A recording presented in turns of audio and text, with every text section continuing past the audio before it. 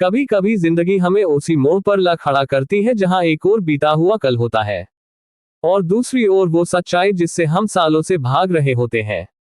क्या आप कभी अपने अतीत से जीत पाए हैं? अनुपमा अब उसी मोड़ पर खड़ी है जहां हर रिश्ता, हर भावना उसकी परीक्षा ले रहा है। स्टेज की रोशनी जगमगाती है और होस्ट राही अपनी टीम को मंच पर बुलाती है। अनुपमा जैसे सन रह जाती है। वह खुद को संभाल नहीं पाती और पीछे हटने लगती है। इस माहौल में हसमुख और लीला चुपचाप वहां से चले जाते हैं। पीछे से भारती प्रीत से कहती है, देखा, अनुपमा का अतीत उसे वापस खींच लाया है।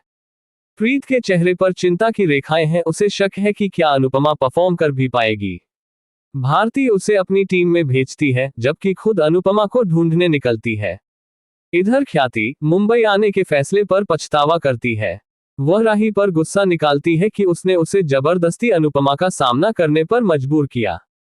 राही प्रेम से सवाल पूछती है, उसकी आंखों में शक है, क्या उसे पहले से पता था कि अनुपमा भी प्रतियोगिता में है? वसुंधरा और पराग जवाब मांगते हैं।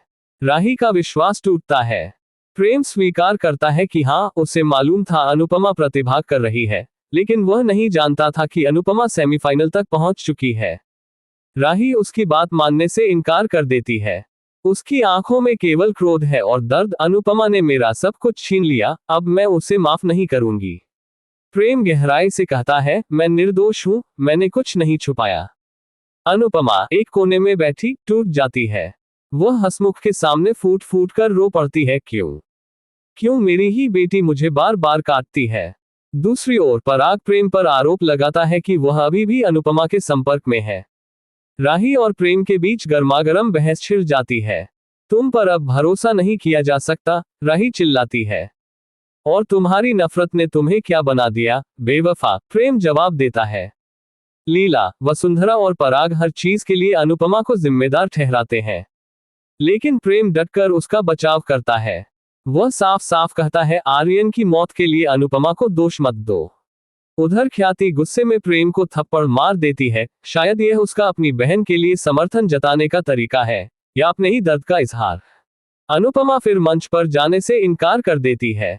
मैं राही के खिलाफ नहीं नाच सकती, अगर उसकी नफरत और बढ़ गई तो। भारती और हसमुख उसे मनाने की कोशिश करते हैं, अनुपमा, ये तुम्हारा समय है, मत रुको। लेकिन वह उलझन में है, वो कभी भी अपनी बेटी से इस तरह से टकराने का इरादा नहीं रखती थी। इस बीच प्रीत और उसकी टीम परेशान है, क्या अनुपमा चली गई? क्या अब मुकाबला रद्द हो जाएगा? तभी अनुपमा खुद को समेटती है, मंच की ओर बढ़ती है, लेकिन तभी वह सुनती है अपनी ही बेटी की आवाज। मैं कभी माफ नहीं करूंगी उसे, मेरी माँ नहीं, वह मेरी कुछ नहीं है। ये शब्द तीर बनकर अनुपमा के दिल में उतरते हैं।